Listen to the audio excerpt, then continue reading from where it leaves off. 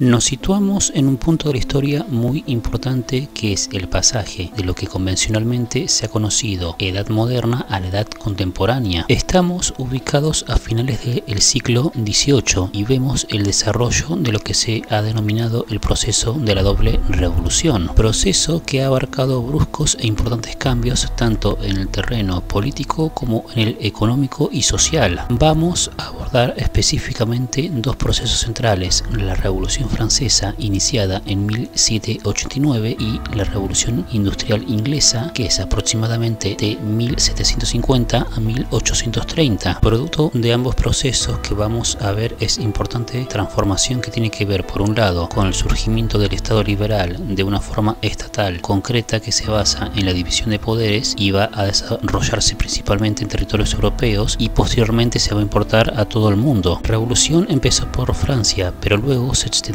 por distintas vías revolucionarias a partir de 1820, que son procesos que se inspiraron y se enmarcaron en la Revolución Francesa en distintas partes de Europa. De un lado vemos el surgimiento del Estado liberal desde un anclaje institucional de los estados que se venía dando desde la Edad Media. Con la Edad Contemporánea van a asumir un nuevo formato, que es el Estado liberal. La otra gran transformación es la fase del capitalismo industrial. Vamos a abandonar el periodo del capitalismo mercantil, del cual se desarrollan las primeras instituciones capitalistas, centradas en los intercambios comerciales, y por vía de la revolución industrial entramos en una fase del capitalismo que va a desenvolverse a mediados del siglo XVIII y mediados del siglo XX, que este se denomina capitalismo industrial. En este marco vamos a encontrarnos con dos movimientos histórico-artísticos: de un lado el neoclasicismo y del otro el romanticismo. Ambos se desarrollan en un periodo de tiempo breve y es una característica que va a definir las transformaciones en el mundo del arte y también en otros ámbitos, que es el de los cambios que se suceden rápidamente. Es por esto que las definiciones de estos movimientos artísticos van a caracterizarse por una brevedad y coexistencia cada vez mayor. Las transformaciones en los ámbitos político, social y económico se dan cada vez más vertiginosamente, con una rapidez creciente, y que da lugar a un cambio cultural fundamental, que es la aparición de la idea de modernidad, entendida como una serie de valores, una cosmovisión que se va a convertir en hegemónica con origen en Europa y que se va a difundir por vía de la expansión colonial e imperialista por distintas partes del mundo. Este proceso se denomina modernidad. Hay que tener cuidado en separar los conceptos de modernidad en tanto concepción cultural hegemónica y edad moderna, que es una categoría historiográfica que por otro lado responde al periodo previo. Definir las diferencias entre modernidad y modernidad estética es esclarecer los orígenes de este concepto de modernidad, comprendiendo de qué manera la modernidad está relacionada con este proceso de doble revolución. En primer lugar, la revolución industrial va a tener origen en Inglaterra y va a marcar a finales del XVIII una transformación importante en el modo de producción, que por vía del desarrollo del maquinismo, un cambio que va a implicar el abandono de la producción artesanal y su sustitución por una producción masiva. Esto va a dar lugar a que las formas del trabajo domiciliario barra artesanal, que también se conoce como proto-industrialización bajo la mirada de Perry Anderson, se transformen radicalmente y den lugar a las formas del trabajo fabril, donde la producción se desarrolla en lugares concentrados que albergan las máquinas, que son los factores fundamentales. Hay una distinción de los productores, quienes hacen el trabajo, y los capitalistas, los dueños de los medios de producción de las máquinas, las instalaciones por las cuales se producen estos bienes. Esto es la división fundamental entre burguesía y proletariado. La otra revolución es la francesa, e implica que en 1789 esa monarquía absolutista, que tenía un poder concentrado en la figura del rey, va a ser derrocada por un movimiento encabezado por la burguesía y las clases populares, que implica el derrocamiento de la monarquía y el establecimiento de sucesivas formas de gobierno no monárquicas basadas en la noción de soberanía popular y de representación. Esto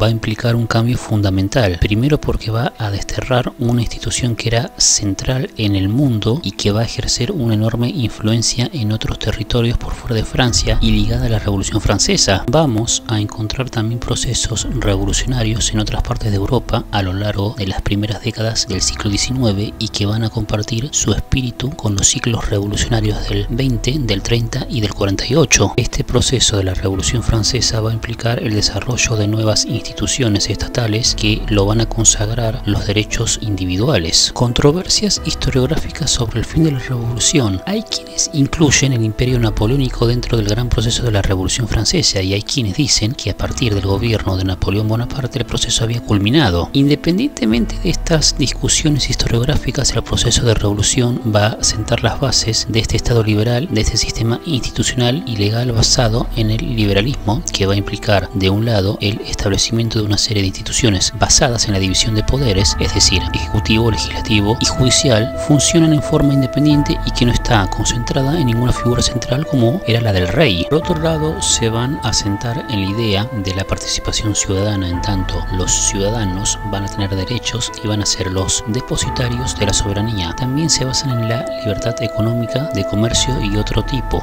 Todos estos valores son pilares del liberalismo. Se van a consagrar en un nuevo sistema legal e institucional a partir de la Revolución Francesa. En 1815 se produjo un periodo de restauración monárquica que implicó no solo en Francia, sino en los territorios europeos conquistados por Napoleón. La restauración de las formas absolutistas previas a 1789, pero a partir de distintas oleadas revolucionarias, como se dijo, que sucedieron en el 20, 30 y 48, distintos países europeos van a terminar asumiendo formas del Estado liberal o revolucionario, tomando como modelo a la Revolución Francesa, que dio inicio de este proceso de intenso cambio político, del cual en 1848 va a ser el final del periodo. Vemos un mapa político caracterizado por la preeminencia de formas del Estado liberal que asumieron distintas formas, desde republicanos hasta monarquías parlamentarias, pero en las cuales estos pilares del liberalismo político y económico van a estar en total funcionamiento. En definitiva, ambos procesos van a implicar el triunfo del capitalismo, que se va a consolidar de un modo de producción en pleno funcionamiento en Europa, en franca expansión por el mundo, y también el triunfo de una clase social que veíamos en ascenso como es la burguesía, sector social que lentamente fue realizando conquistas económicas y que en el periodo de la Revolución Francesa y las vinculadas a ella va a alcanzar sus derechos políticos y sociales luego de un largo proceso de ascenso económico. Por vía de la doble revolución encontramos una clase social que va a ser la triunfante. Este proceso de doble revolución va a ser la piedra basal para el desarrollo de la nación cultural, de este conjunto de valores hegemónicos que es la modernidad y anexada al arte moderno.